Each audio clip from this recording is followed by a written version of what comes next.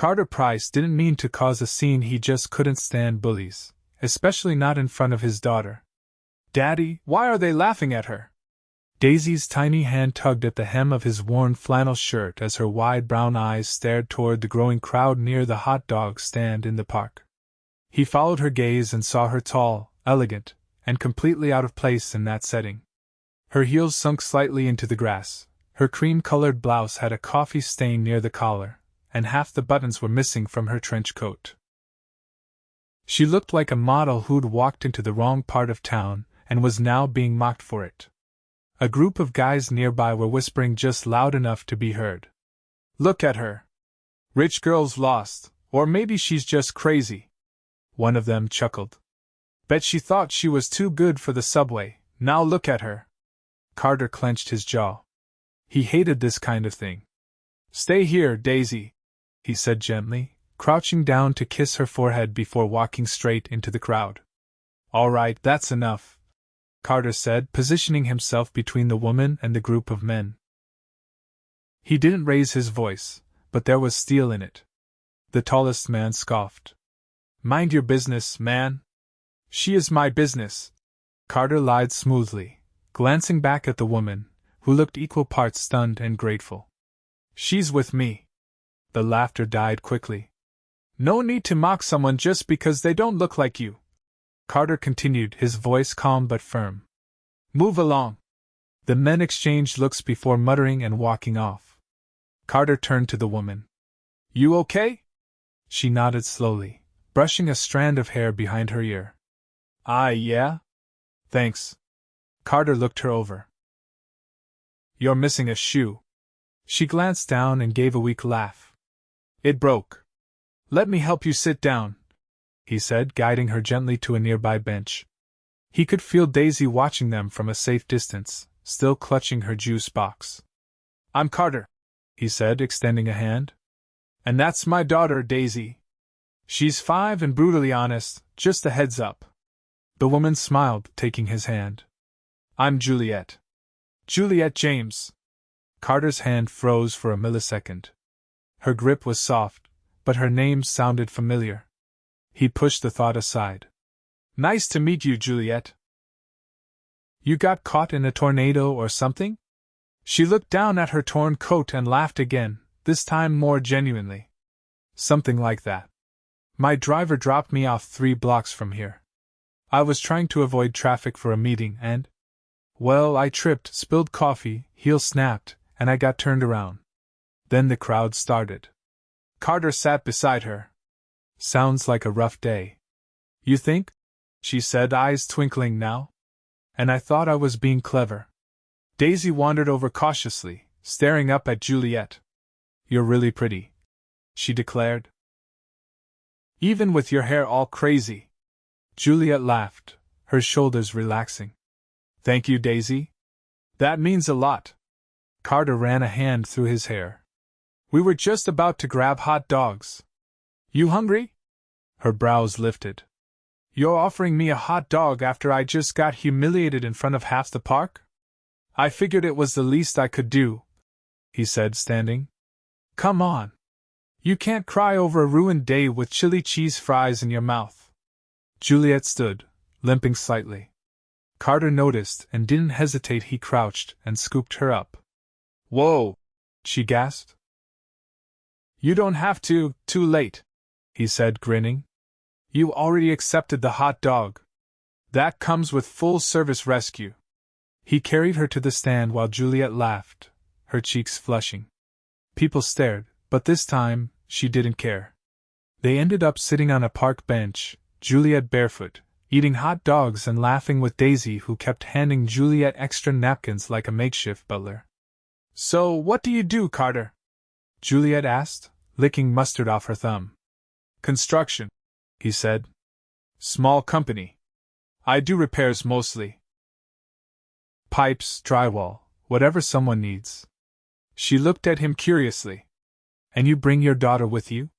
"Sometimes," he said. "Her mom left when she was 2. I've got a neighbor who watches her when I'm on jobs, but today's Saturday. We do park days on Saturdays."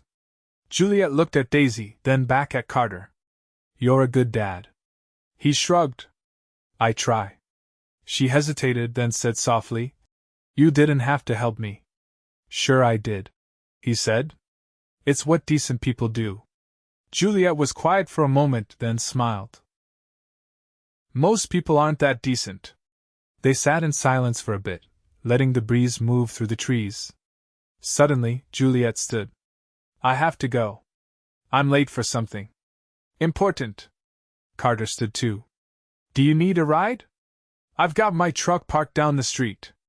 She hesitated again, then shook her head. No. I'll call someone. He nodded, trying not to look disappointed. All right. Juliet looked at Daisy, then handed her a small, shiny silver bracelet from her wrist. Here. For the napkins and the honesty. Daisy beamed. Thank you. Juliet turned to Carter. I owe you? You don't, he said. But if you really want to repay me, maybe don't walk through sketchy parks in heels next time. She laughed, took a couple steps, then paused. Hey, Carter? Yeah? If I ever see you again, I'll buy you that chili cheese fry plate. He grinned. I'll hold you to that. She walked off, barefoot, with her head high, and Carter watched her go, not knowing he just made a lasting impression on one of the most powerful CEOs in the city. Juliet yanked the heavy glass door open and stepped into the marble lobby of James Industries, her bare feet brushing against the polished floor as the cold from the stones seeped up her spine. The receptionist's eyes widened as Juliet strode toward the elevator, trench coat flapping behind her like some bedraggled cape. Ma'am, do you need assistance? The woman called out, half rising from her chair. Juliet didn't slow. I'm late. And I'm fine. The elevator doors closed just as a man in a navy suit rounded the corner with a stack of folders. Juliet leaned against the mirrored wall inside the elevator and finally let out the breath she'd been holding. Her phone buzzed again. She ignored it. She'd never been late to a board meeting before. In fact, she'd never arrived anywhere looking like she'd rolled out of a wind tunnel. But for the first time in years, she didn't care. Her mind kept circling back to the park, to the man with quiet strength in his voice and kindness in his eyes. Carter. She wanted to laugh at herself, but the thought of him made her pulse flutter. She reached her floor, stepped out barefoot, and greeted the room full of suited men and women staring at her with barely concealed shock. Let's get started, she said, brushing a strand of hair from her face as she walked to the head of the table. Carter wiped the grease from his hands with a rag and glanced toward the window of the hardware store. Daisy stood by the counter, drawing horses on an old receipt pad while humming to herself. Her cheeks were still pink from the wind, and her curls bounced every time she shifted her weight. She was happy. That was all he cared about. Carter, Joe called from the back. Water main job got bumped. They want you there Tuesday instead. Carter nodded. Got it. Joe stepped closer, raising a brow. You good, man? You've been staring at the same pipe fitting for the last 5 minutes. Carter rubbed the back of his neck. Just thinking. About the woman from the park? Joe asked, not even pretending to hide the grin. Carter shot him a look. Daisy told you? She said you saved a princess, Joe said, suppressing a laugh. Said she gave her treasure in return. Carter chuckled under his breath. Kids? Joe leaned against the counter. You gonna try to see her again? Doubt I'll run into her, Carter said. She didn't exactly look like someone who hangs around this part of town. Joe clapped him on the shoulder. Well, if she does come back, make sure you're not covered in sawdust when you meet her. Carter shook his head, but couldn't stop the smile tugging at his face. He turned back to Daisy, whose drawing had now evolved into a unicorn wearing sunglasses. Ready to go, kiddo? She looked up. Can we get ice cream? Carter checked the time. Only if you promise not to tell anyone I fed you sugar before dinner. Daisy zipped her lips and held up 2 fingers in a salute. Secret ice cream mission. Got it. The next morning, Juliet stepped into the private elevator that led directly to her penthouse suite. Her assistant, Tasha, stood beside her, flipping through a clipboard. Your schedule's packed, Tasha said. Investor brunch, then the charity luncheon, then the gala at the Rosemont. Do you want me to cancel the brunch?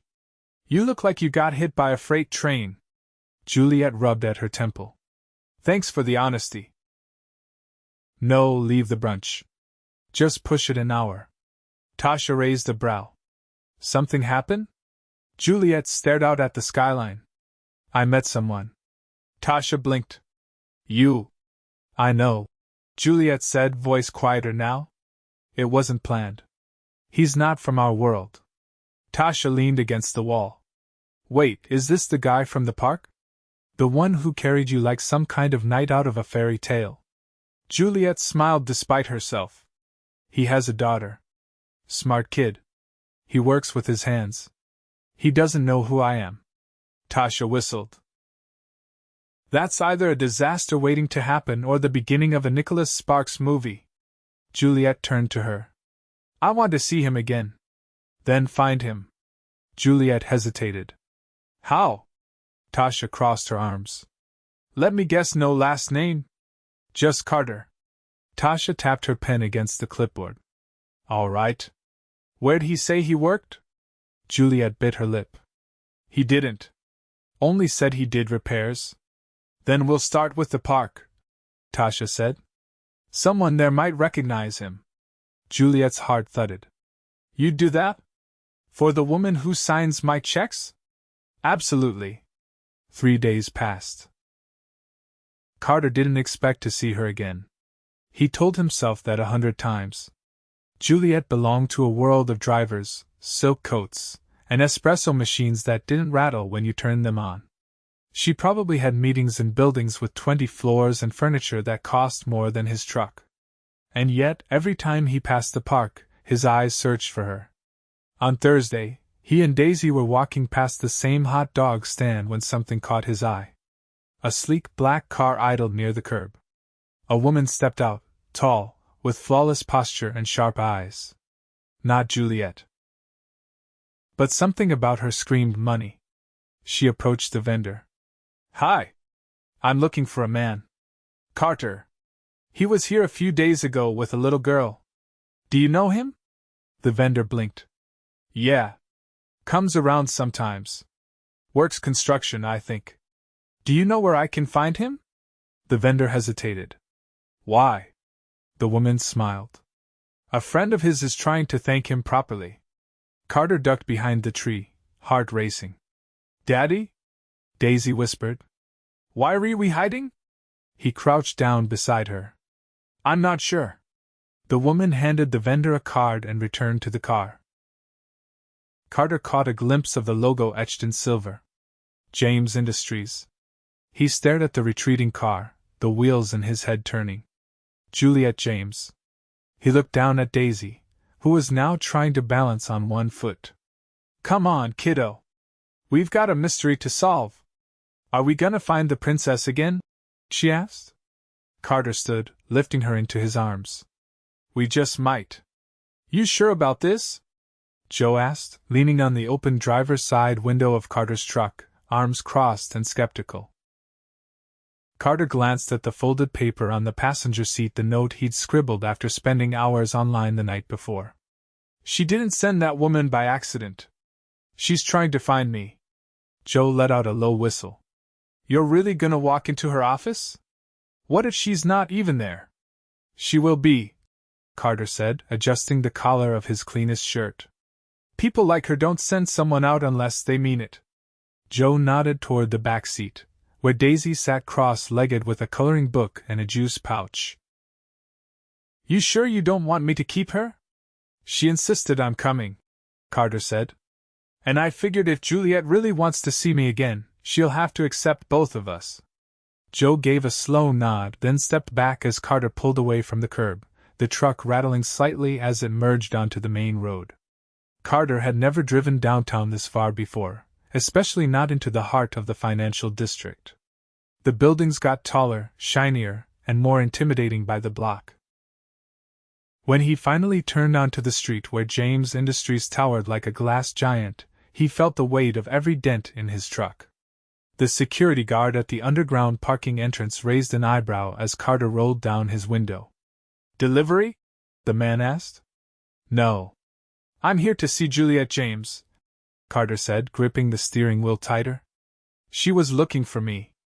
The guard didn't move for a beat, then checked a clipboard and pressed a button.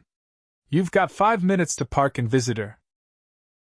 Don't scratch anything." Carter parked carefully, helped Daisy climb out, and adjusted her little cardigan. She looked around wide-eyed at the gleaming floors and mirrored ceilings as they entered the lobby. "Are we going to see the princess now?" she whispered. He nodded once. "Looks like it." The receptionist stiffened when Carter approached the desk. "Can I help you?" "I'm here to see Juliet James." "Tell her Carter's here. She'll know." The woman looked doubtful but picked up the phone. After a brief exchange, her eyes widened slightly. She nodded and pointed toward a set of gold-toned elevators behind her. "Top floor. Someone will meet you there." Carter and Daisy stepped inside the elevator, and he pressed the single button available. As they ascended, Daisy leaned against his side. "Are we in a castle?" He looked down at her. "Feels like it." When the doors slid open, a woman in a slate-gray suit stood waiting. "This way, please." They followed her through a vast corridor lined with floor-to-ceiling windows that overlooked the city skyline. At the end stood a set of double-glass doors. The assistant opened them without knocking. "Ms. James, Carter and his daughter are here." Juliet looked up from her desk, her expression unreadable for a moment, then it softened. She stood, setting aside a pen and walking toward them barefoot, her heels kicked off under the desk. "You came." Carter nodded. "You sent someone." "I didn't expect you to come here," she admitted. "But I hoped." Daisy stepped forward first. "You clean up nice." Juliet laughed, crouching in front of her. "So do you." Carter glanced around the massive office, sleek furniture, abstract art, and a view that stretched past the harbor. "So this is you." Juliet rose slowly. "It is." He let out a breath. "You could have told me." "I didn't want to lead with this," she said. "Nobody looks at me like a person when they know." "But you did." He folded his arms. "So what happens now?" Juliet looked at Daisy, then back at him. "Now I ask if you'll let me take you both to dinner. Somewhere that doesn't serve hot dogs." He raised an eyebrow. "You trying to impress me?" "I'm trying to know you," she said. "If that means dinner in a diner or dinner on a rooftop, I'll take either." Daisy tugged on his sleeve. "Do they have spaghetti?" Juliet smiled. "I can make sure they do." Carter studied her for a long moment. "All right. One dinner." Juliet's relief was obvious, but she didn't push further. "Tonight?" He hesitated. "I've got a job this afternoon. Won't be done till late." "I'll wait," she said. "Text me when you're free." "I don't have your number." Juliet walked to her desk, scribbled something on the back of a business card, and handed it to him. "Now you do." He pocketed it. "We'll see you tonight." As they turned to leave, Juliet called after him. "Carter?" He paused. "I'm glad you showed up." He gave a single nod. "Me too." By the time he and Daisy reached the truck, she was bouncing beside him. "Can I wear my sparkly shoes?" "You can wear whatever you want," he said. "We're having dinner with a CEO." She gasped. "What's a CEO?" Carter smiled to himself. "Someone who's about to make your spaghetti dreams come true." The restaurant Juliet chose sat perched atop a hotel Carter didn't even know existed, hidden on a rooftop behind a nondescript marble facade. A valet had looked at his truck like it was a relic from another century, but Carter had handed over the keys without blinking. Daisy, in a navy blue dress with silver stars, clutched his hand as they stepped into an elevator that felt more luxurious than any room he'd ever been in. Juliet was already waiting when they arrived. She stood beside a table set against a low glass railing, the city glittering below like a million fireflies. Her dress shimmered subtly under the string lights, the color deep and rich like black cherries. She didn't move to greet him with words, just a look that said she was glad he came, and that was enough. "Hi, Daisy," Juliet said, crouching down. "That dress makes you look like you command the stars." Daisy beamed. "It has pockets," Juliet gasped. "The dream." Carter pulled out a chair for his daughter before sitting. A waiter appeared immediately. No menus, just a soft-spoken announcement that dinner had already been arranged. Carter raised an eyebrow at Juliet. "I called in a favor," she said. He didn't argue. Whatever this was, it wasn't ordinary. He wasn't sure what to make of that yet. The food arrived in courses, tiny portions with names too fancy for Daisy, who quietly slid her plate toward Carter after a few attempts. "Do they have any chicken nuggets back there?" she asked hopefully. Juliet leaned toward the waiter with a conspiratorial whisper. "Could we do a plate of something golden and crispy, served with ketchup in a very serious cup?" The waiter nodded once and disappeared. Carter leaned back in his chair, watching her. "You're good with her." Juliet looked surprised. "I like her. She doesn't usually warm up to people this fast." "She's smart," Juliet said. "She can tell when someone's sincere." He studied her. "And are you?" Juliet met his gaze. "I wouldn't have chased you down if I wasn't." The chicken nuggets arrived on a porcelain dish shaped like a seashell. Daisy clapped with delight, and Juliet laughed, the sound soft and real. Carter exhaled slowly. "This isn't my world." "I know. I don't know how to be someone you can bring to galas or fundraisers. I've never worn a tie that costs more than $20. Juliet nodded. "I don't want that. I've done that." He looked at her carefully. "What do you want?" She hesitated, then said, "Someone who doesn't care what my last name means." "You've got that. But I can't give you penthouse gifts or weekends in Monaco. I didn't ask for any of that. I'm just saying," Carter said, voice low. "I fix things. Pipes. Cabinets. You run a company with 100 floors. And yet here we are." Juliet leaned forward. "Because you saw me. Not the job, not the clothes, not the money. Just me." "Maybe," he said. "But this isn't just about the two of us. There's her." He nodded toward Daisy, who was now dipping her last nugget in ketchup with dramatic flair. Juliet looked at the little girl, then back at Carter. "I know. I can't let anyone into her life who's going to disappear when things get complicated." Juliet's eyes didn't waver. "Then you'd better get used to seeing me." They were quiet for a beat, the city humming beneath them. Then Juliet reached into her clutch and pulled out a small envelope. "I know this is forward," she said, "but I wanted to give you something." Carter opened it slowly. Inside was a check. He raised his eyes. "I don't want your money." Juliet shook her head. "It's not what you think.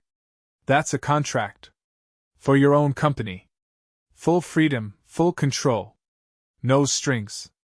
You do the work you already do, but with resources, tools, and clients who actually pay on time." He stared at her. "Why?" "Because you're good at what you do. And because I've seen the way you carry everything on your own shoulders. Maybe you don't need the help, but I still want to offer it." He set the envelope down. "I'll think about it. I don't expect an answer tonight." Daisy yawned and leaned against Carter's arm. Juliet stood. "Let's get her home." The ride down was quiet. At the curb, the valet returned the truck, looking relieved that it still ran. Carter strapped Daisy into the backseat before turning to Juliet. "You really mean to stick around?" "Yes." "You're sure?" "Because this life is messy. It's bills and peanut butter and nights I fall asleep on the couch in work boots." Juliet stepped closer. "I don't want perfect. I want real." Carter hesitated, then kissed her. Just once, careful and certain. When he pulled back, Juliet was smiling for real. "About time." He opened the door. "If you're up for a breakfast date next Saturday, we make pancakes shaped like dinosaurs. And we don't wear shoes." Juliet reached for the door handle, then paused. I'll bring the syrup. As the truck pulled away, Juliet stood at the curb, watching the taillights disappear down the avenue, heart steady for the first time in years. And Carter, hands on the wheel, glanced in the rearview mirror at his daughter curled up with her stuffed rabbit, then out the window at the city that suddenly felt a little less distant. For the first time in a long while, he wasn't just surviving. He was building something. Something real. Juliet took a sip of her coffee and winced. Too bitter.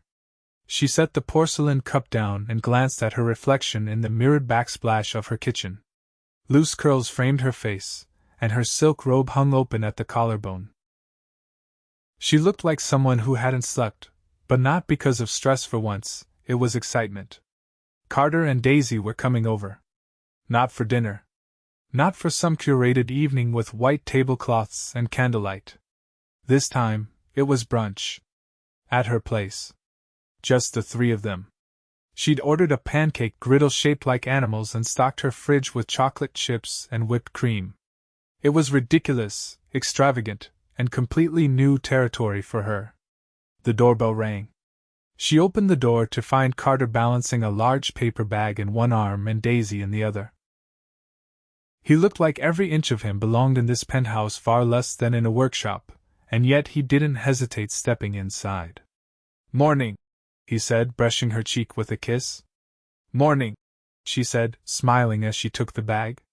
"You brought something?" "Maple sausage from the butcher near the shop. And coffee.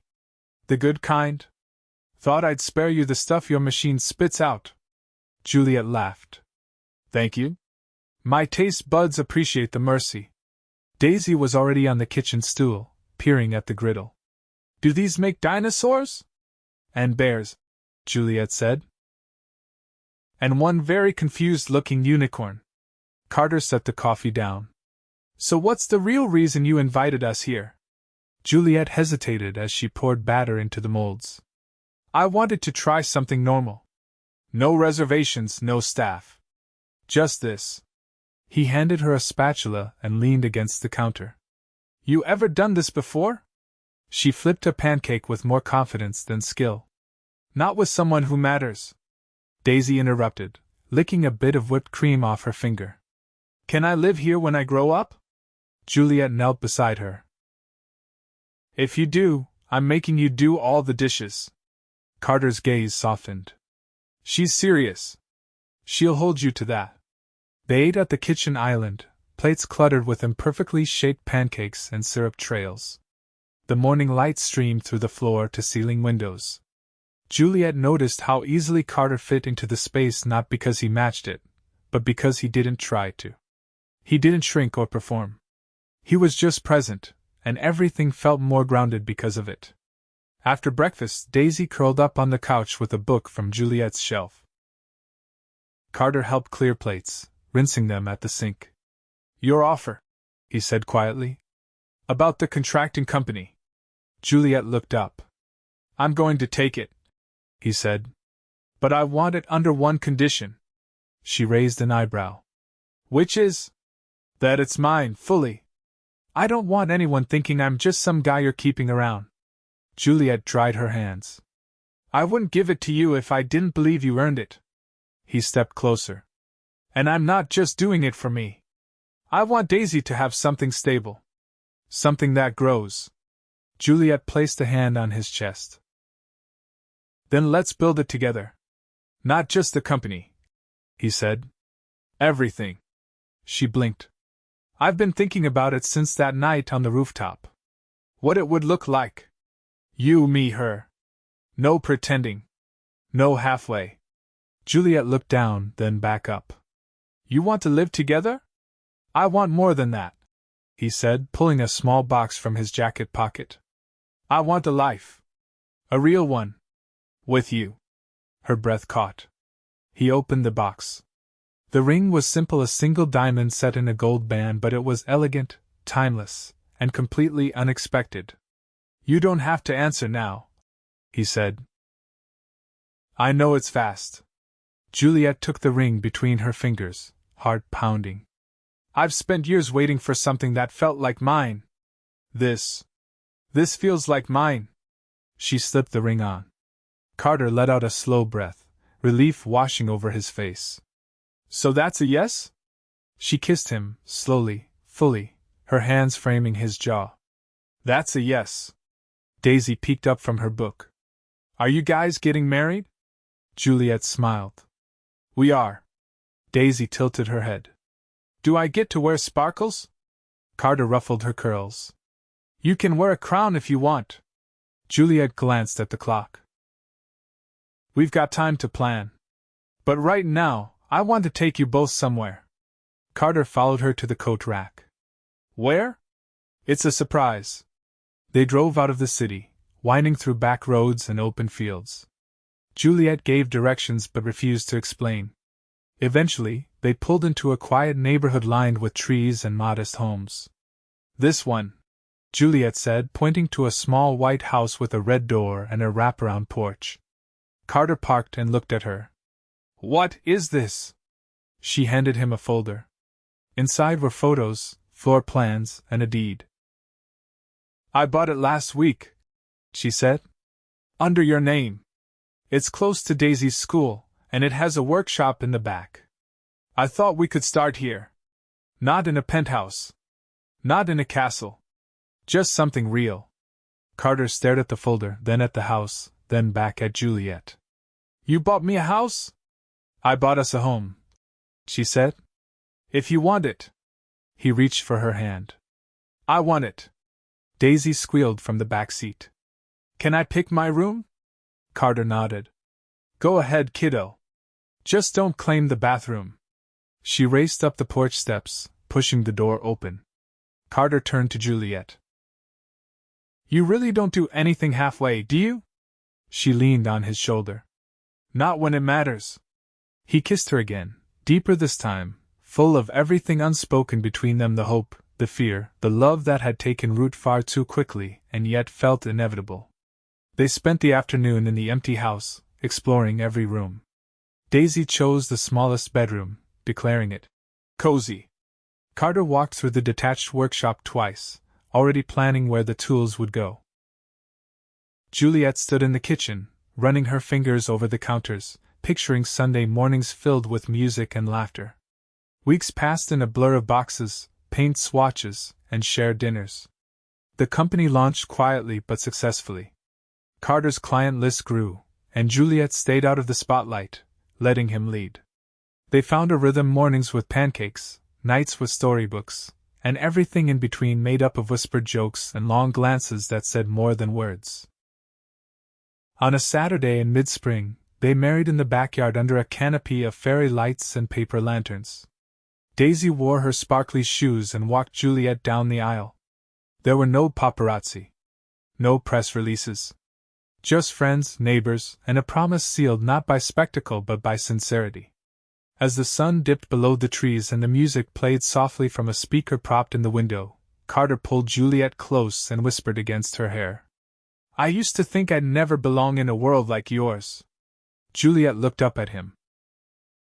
Turns out we built our own world. He smiled, brushing a kiss across her forehead. And it's better than anything I ever imagined. They swayed slowly, the stars coming out above them, their home glowing behind them, and Daisy spinning barefoot across the lawn in her glitter-streaked dress. They had love, laughter, and a life that was wholly theirs. And it was only just beginning.